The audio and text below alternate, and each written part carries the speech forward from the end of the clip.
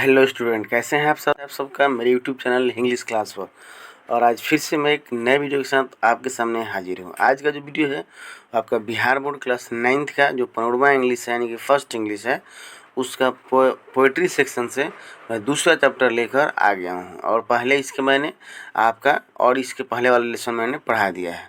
तो आज हम लोग पोएम नंबर 2 पढ़ेंगे। इसके पहले वाला पोएम जो था आपका द ग्रैंड मदर रे यंग बियर, उसको मैंने बता दिया है और मेरे चैनल पर प्लेलिस्ट मैंने बना दिया है, आप वहाँ से जाकर देख सकते हैं। ठीक है, तो चलिए शुरू करते हैं बिना देरी किए हुए आज का वीडियो। और पोएम जो है वो बहुत ही महत्वपूर्ण होने वाला है क्लास 9th के लिए, क्योंकि बहुत ज़्यादा क्वेश्चन एग्जाम में इस लेसन से पूछे जाते हैं। ठीक है, तो देखिए शुरू करते हैं। आपका लिखा गया है जॉन मिल्टन, यहाँ पर ऑन हिज ब्लाइंडनेस, ठीक, मतलब कि अपने अंधापन पर यहाँ ही जो लेखक अपने लिए प्रयोग किए हैं। और यह पोएम कब लिखे हैं? जब वो अंधे हो जाते हैं, आधी उम्र में, अपने जीवन के आधी उम्र में अंधे हो जाते हैं, तो उन्हें अपने ऊपर ही खुद को यह पोएम लिखा है। ठीक है, और इसी पोएम का वर्णन वो किए हुए हैं। तो ऑन हिज ब्लाइंडनेस पोएम का नाम है और इसके लेखक है जॉन मिल्टन। तो जॉन मिल्टन कह रहा है कि ये आपका 1608 यानी कि 1608 और 1674 ये आपका डेट ऑफ डेथ है और डेट ऑफ बर्थ है और डेट ऑफ डेथ है, जन्म तिथि है और ये उनकी मृत्यु तिथि है। Was born in breed street में जन्म होता है। कहाँ पर? तो लंदन में। अब एग्जैक्ट डेट दिया है कब? तो 9 दिसंबर आपका ये 1608, मतलब कि 1608। ही वॉज वेल नोन, अब कह रहा है कि he was well known a puritan poet of 17th century. किस सेंचुरी के यह पोइट हैं, कवि हैं? तो 17th सेंचुरी के। कैसे कवि हैं? तो प्यूरिटन पोइट है। प्यूरिटन मतलब होता है नैतिकतावादी। ठीक है, उस समय शुद्ध काल या शुद्ध काल कह सकते हैं, शुद्ध काल के कवि, ऐसा भी कह सकते हैं कि उस समय जब ये 17th सेंचुरी था तो उस समय बहुत ही शांति अमन चमन था उस माहौल में। ठीक है, इसलिए उस एज का नाम प्यूरिटन दिया गया और उसी एज के यह कवि हैं। प्यूरिटन पोइट इनको कहा जाता है। इट इज़ वाइडली, लिखा गया कि it is widely acknowledged that, यह माना जाता है, यह स्वीकार किया जाता है, लोग यह जानते हैं डैट कि he lost his eye site, उन्होंने अपने आँखों की रोशनी को खो दिया था। आई साइट मतलब आँखों की रोशनी। बट लेकिन develop his in each site, लेकिन उन्होंने अपने अंदर की आँखों को बनाए रखा, मतलब मन की आँखों को। ठीक है, ये आई साइट का मतलब तन की आँख और ये इन साइट का मतलब मन की आँख। ठीक, तो हम लोग जनरली क्या होता है कि बहुत हतोत्साहित हो जाते हैं, किसी तरह का हमारे साथ घटना दुर्घटना हो जाता है तो, लेकिन कवि के साथ ऐसा नहीं होता है। कवि जब आंखों की रोशनी खो देते हैं तो अपनी मन की रोशनी को वो उजागर करते हैं, तब वो फिर जीवन में उसी तरह नॉर्मल वे में जीते हैं जैसे जीते थे।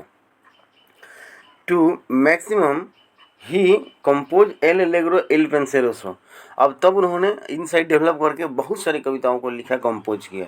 ठीक है, जैसे इसमें से कुछ महत्वपूर्ण का नाम दिया गया, यह एल एलेग्रो एल पेंसेरोसो यह 1632 में पब्लिश हुआ था। कोमस 1634 में पब्लिश हुआ था। लिसिदास 1667 में पब्लिश हुआ था। हिज ग्रेट इपिक पोएम, अब कह रहा है कि ये सब जनरली मतलब कि पोएम था, लेकिन ये जो है आपका ग्रेट इपिक पोएम की बात किया जाए तो वो है पैराडाइज लस्ट। सबसे महत्वपूर्ण इनका वर्क रहा पैराडाइज लस्ट। ठीक है, जो 1667 में पब्लिश हुआ था। एंड पैराडाइज रिगेन, यह दो, ये पार्ट 1 है, ये पार्ट 2 है। जैसे फिल्म बनता है पार्ट 1, पार्ट 2, पार्ट 3, उसी तरह पैराडाइज लस्ट जो है पार्ट 1 है, पैराडाइज रिगेन पार्ट 2 है। Along with the play Samsung agonist, और सैमसंग एगोनिस्ट भी इनका वर्क है जो यह भी बहुत ही महत्वपूर्ण है। Work is highly thoughtful and ever lasting creation, ये दो आपका जो नाम दिया गया है, आपका इपिक पोएम का जो नाम दिया है paradise lost, paradise regain, Samsung agonist, यह बहुत ही विचारणीय, थॉटफुल, हाईली थॉटफुल मतलब विचारणीय, एंड एवर लास्टिंग क्रिएशन, जो हमेशा मतलब कि चलने वाला, कभी इसका वैल्यू कम नहीं होता है, उतना ही स्पीड में हमेशा लोग इसको पढ़ते हैं, जानते हैं, हमेशा उतना ही इम्पोर्टेंट है।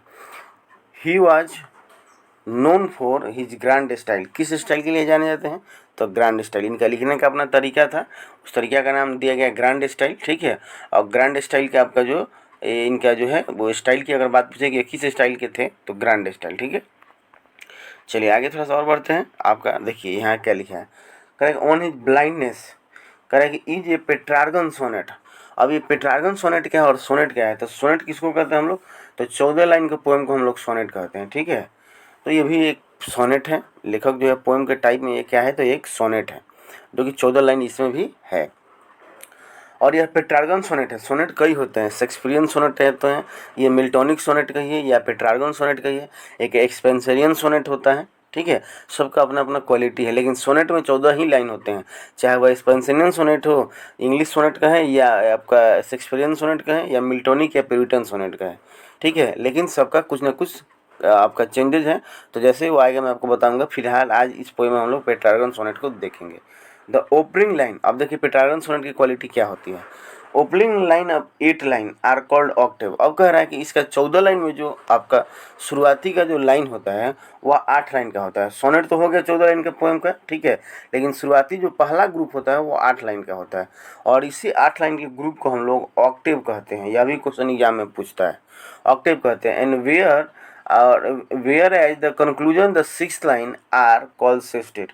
और लास्ट का जो लाइन होता है, इस 14 में से लास्ट का जो लाइन होता है वो होता है 6 लाइन का एक ग्रुप होता है, ठीक है, जिसको हम लोग सेस्टेड कहते हैं। अब देखिए कितना समझने वाली बात है। 14 लाइन का पोएम सोनेट हो गया, और इसमें 2 ही ग्रुप होता है, एक आपका 8 लाइन का एक ग्रुप होता है और एक 6 लाइन का ग्रुप होता है। तो 8 लाइन के ग्रुप को ऑक्टेव कहते हैं, 6 लाइन के ग्रुप को हम लोग सेस्टेड कहते हैं, ठीक है।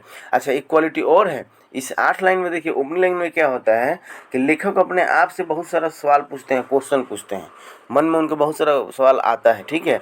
लेकिन लास्ट के जो 6 लाइन होता है, जो देखिए इसमें लिखा गया कंक्लूजन, अपने आप ऑटोमेटिक लेखक को जो है उसका जवाब पुनः मिल जाता है अपने आप से ही, कि वो जो सवाल उनके जो भी मन में चल रहा होता है उसका जवाब उस लास्ट के 6 लाइन में आराम से उनको मिल जाता है। जैसे हम ही लोग क्या होता है कि कभी कभी बहुत सोचते हैं कि ऐसा कैसे होगा, ये क्या होगा, वो क्या होगा, ना होगा, बहुत सारी चीज़ों को सोचते हैं, लेकिन पुनः बाद में होता है ये इतना टेंशन लेने की क्या जरूरत है, जो होगा सो देखा जाएगा, ठीक है, ऐसा होगा तो ऐसा होगा, हम लोग भी ऑप्शन तलाश लेते हैं। उसी तरह इन पेट्रार्गन सोनेट की यह क्वालिटी है, ठीक है, जो लेखक इसमें वर्णन करते हैं। This sonnet deals with the mental condition when he has was deprived of his eye sight. और लेखक का इसमें किस चीज़ का वर्णन किया गया है, the deals with mental condition. यह भी एग्जाम में पूछता है। यह सोनेट जो है उनके मानसिक स्थिति को वर्णन करता है, ठीक है। कब, when he deprive of the I site, जब वो आँखों की रोशनी खो देते हैं, उस समय की सिचुएशन का, स्थिति का इनका जो है वो वर्णन करता है। अब देखिए जो आदमी जन्म से अंधा होता है ना, उसको अंधापन का एहसास नहीं होता है, क्योंकि वो कुछ देखा ही नहीं, उसके लिए तो सब डार्क डार्क ही है, ठीक है। लेकिन जो आदमी सब कुछ देख रहा है और किसी कारण बस अंधा हो जाता है और उसको नहीं दिखाई देता है, तो उसके लिए मतलब जीना थोड़ा सा बहुत डिफिकल्ट हो जाता है, ठीक है। उसके मन में हमेशा कुछ ना कुछ सवाल चलते रहते हैं। तो उन्हीं सवालों का यह संबंधित, उन्हीं सवालों पर आधारित यह कविता है, यह पोएम है, यह सोनेट है, ठीक है। चलिए पढ़ने से पहले कुछ क्वेश्चन यहाँ दिए गए हैं, लेखक साहब दिए हैं, हालांकि देख लीजिएगा, आप लोग पढ़ लेते हैं, बताते हैं। How is a visually challenge person socially recognise. समाज में हमारे एक अंधे व्यक्ति को कैसे मतलब कि देखा जाता है, किस रूप में माना जाता है या जाना जाता है, तो हम लोग सूरदास का पुकारते हैं। उसके बाद discuss the mode of manner of a man who unable to see. उस आदमी की स्थिति और परिस्थिति का वर्णन कीजिए जो अपनी आंखों की रोशनी को खो देता है। Put out the feeling of emotion the man who has lost his और हर आई साइट। उस आदमी के फीलिंग और इमोशन का चर्चा कीजिए कि वह क्या सोचता होगा, कैसे जीता होगा, कैसे रहता होगा, ठीक है, जो अपनी आंखों की रोशनी खो दिया है। चलिए अब बढ़ते हैं कविता की तरफ, सीधे आते हैं हम लोग पोम पर। पोम के लेखक ऑन हिज ब्लाइंडनेस से क्या लिखते हैं कि व्हेन आई कंसीडर, जब मैं यह विचार करता हूँ, सोचता हूँ, how my light is Spain, कैसे मेरा लाइट चला गया, मेरी आंखों की रोशनी कैसे चली गई।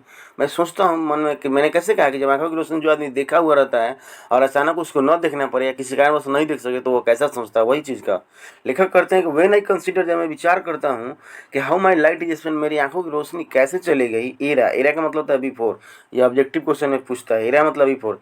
एरा आपका हाफ माई डेज, मतलब हाफ माई डेज का मतलब है कि मेरे आधे दिन से पहले, यानी कि अभी आधा जवानी से पहले, क्योंकि ऐसे वह मतलब कि अभी यंग थे तभी क्या हो गए थे, अंधे हो गए थे, तो अभी आधा जीवन उनके पास पड़ा था। वही लिख रहे हैं कि era half of my days, अभी आधा उम्र से पहले, in the dark world and white, और इस काली चौड़ी अंधेरी दुनिया, ठीक है। मेरे लिए तो अब सब कुछ अंधा व्यक्ति के लिए क्या होता है, लाइट जले चाहे अंधेरा है, उससे क्या फ़र्क पड़ता है, चारों तरफ काला और अंधेरा ही उसके लिए है, ठीक है। तो वही कह रहे हैं। एंड वन टैलेंट, और एक टैलेंट, मतलब इनके पास एक क्वालिटी है। कौन सी क्वालिटी है, तो वो है राइटिंग, लिखने की क्वालिटी, जिससे यह पोएम को लिखते हैं। तो इनके पास एक क्वालिटी होता है। कौन सी क्वालिटी होता है, तो राइटिंग की, ठीक है, राइटिंग की क्वालिटी। तो उस क्वालिटी की बात कर रहे हैं कि दैट वन टैलेंट, जो मेरे पास एक टैलेंट है, क्वालिटी है लिखने का, which is death to hide, अगर मैं छुपा लेता हूँ, ठीक है, अगर मैं छुपा लेता हूँ उस लिखने की क्वालिटी को, मतलब जो अंधे हो जाते हैं तो वो सोचते हैं कि अब हम लिखना बंद कर देते हैं, ठीक है, छोड़ो अब क्या लिखेंगे, जबकि बहुत अच्छे लिखते हैं। तो वही सोच रहे हैं कि अगर मैं उसको अंधा का आर्ट लेकर, मतलब कि अब अंधा होगा मैं कैसे लिखूँ, इसको अगर छुपा लेता हूँ कि नहीं अब मैं लिखने का काम नहीं करूँगा, तो मेरे लिए यह डेथ के समान होगा, मृत्यु के समान होगा। ठीक है, उसको छुपा लेना है, क्योंकि अंधा हम जानकर थोड़ी हुए, किसी कारणवश हो गए हैं। और क्या क्या उनके दिमाग में सवाल चलता है कि लॉज विथ माई यूजलेस, और मेरे साथ इसको रखना, जो जो जीना जो होगा वो यूजलेस हो जाएगा, ये बेकार हो जाएगा ये टैलेंट। एंड दो इसलिए my soul more bent to the serve with there with my maker, और मेरी आत्मा जो है, ठीक है, इसके सिवाय मेरी आत्मा जो है मेरे मेकर के सामने और मुड़ जाएगी, झुक जाएगी। मेकर मतलब देखिए कैपिटल से लिखा गया है, तो ईश्वर के लिए प्रयोग किया गया है। मेकर का मतलब गॉड के लिए प्रयोग किया है। जहाँ भी आपका गॉड से संबंधित किसी भी शब्द का प्रयोग किया जाता है तो वह पहला अक्षर उसका कैपिटल होता है। तो वही लिखे हैं कि जबकि माई सोल, मेरी आत्मा और मुड़ जाएगी टू सर्व, मतलब कि सेवा करने के लिए, या मतलब तत्पर करने के लिए, देयर विथ माई मेकर, मेरे गॉड के सामने मैं जाऊंगा। ठीक है, तो मैं और लज्जित होऊंगा, शर्मिंदा होऊंगा कि कैसे मैं क्या सेवा करूं या क्या कहूं। क्यों शर्मिंदा होऊंगा? क्योंकि वो कहते हैं कि मेरे पास टैलेंट है एक लिखने का, और मैं उसको छिपा लूँ तो वो मेरे लिए मरने के समान होगा। मैं अपने अपने मेकर को क्या जवाब दूंगा, गॉड को, क्योंकि उन्होंने तो मुझे यह क्वालिटी देकर भेजा है कि जाओ तुम लिखने का काम करना। ठीक है, and present my true account, और जब मेरा हिसाब वहाँ चेक किया जाएगा, मेरा खाता को चेक किया जाएगा ईश्वर के सामने, मेरे मेकर के सामने, कि हाँ बाबू तुमको कौन कौन काम देकर मैंने भेजा था और कौन कौन काम तुमने किया और कौन काम नहीं किया, तो उसमें यह झलकेगा, दिखेगा कि अरे तुमको तो लिखने का काम दिया था तो लिखा नहीं। तो इससे मुझे ईश्वर मेरे पूछेंगे, मेरा हिसाब पूछेंगे। एंड लिस्ट ही रिटर्निंग चीड, और मेरे वापस पर देखिए फिर ही ये जो है यहाँ लेखक आपका गॉड के लिए प्रयोग हुआ है, क्योंकि एच कैपिटल है बीच में। तो लिस्ट एंड फिर ही रिटर्निंग चिड, और चिड का मतलब होता है डांटना है, स्कोल्ड। तो वो मुझे डांटेंगे, रिटर्निंग पर डांटेंगे भी।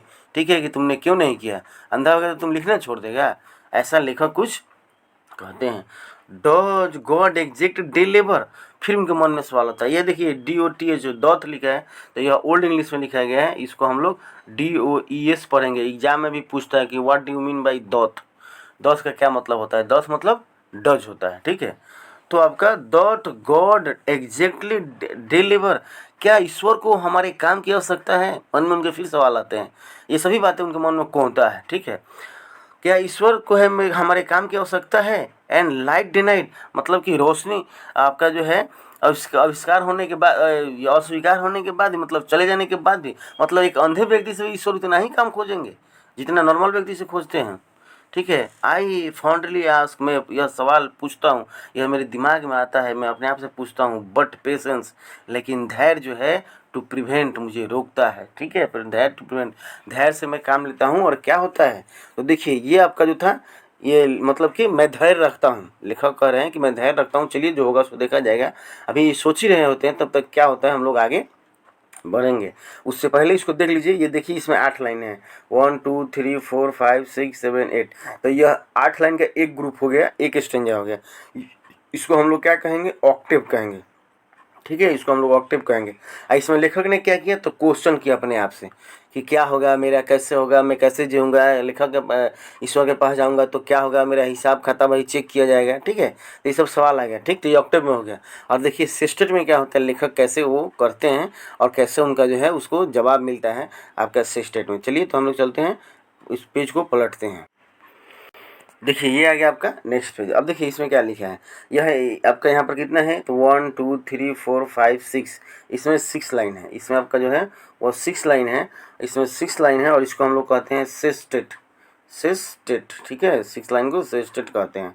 और उसके बाद आपका जो है सिस्टेट हो गया, और इसमें इनको उन्हीं सभी सवालों का जवाब उनको अपने आप से मिल जाएगा जिनका जो सवाल इनके मन में पहले वाले 8 पंक्ति में, यानी कि पहला स्टेंजा में आया था। चलिए तो देखते हैं इसको आपका। देखिए तो डेट मरमर, पेशेंस उधर रुका उनको, डेट मरमर उनकी बुदबुदाहट। ठीक है, सुन रिप्लाई मतलब उनके मन की जो हम लोग सोचते हैं मन में बुदबुदाते हैं कुछ कुछ, तो सुन रिप्लाई तुरंत जवाब आता है उनके मन से बुदबुदाते हुए आवाज में कि गॉड डज नॉट नीड। देखिए फिर से यहाँ आपका DOTH डॉथ का प्रयोग है, जिसका मतलब होता है DOES डॉज। ठीक है, तो क्या जवाब आता है, उनकी आत्मा, उनकी बुदबुदाहट उनको क्या जवाब देती है, सुन रिप्लाई, तुरंत आवाज रिप्लाई आता है कि गॉड डज नॉट नीड। अरे इतना क्यों सोचते हैं, भगवान के किसी काम की जरूरत नहीं थी। आइदर मैन वर्क्स, मनुष्य के काम की जरूरत नहीं पड़ती ईश्वर को, ठीक है, और हिज ऑन गिफ्ट, और ना ही उनके ऑन गिफ्ट, अपने गिफ्ट का उनको ज़रूरत पड़ता है।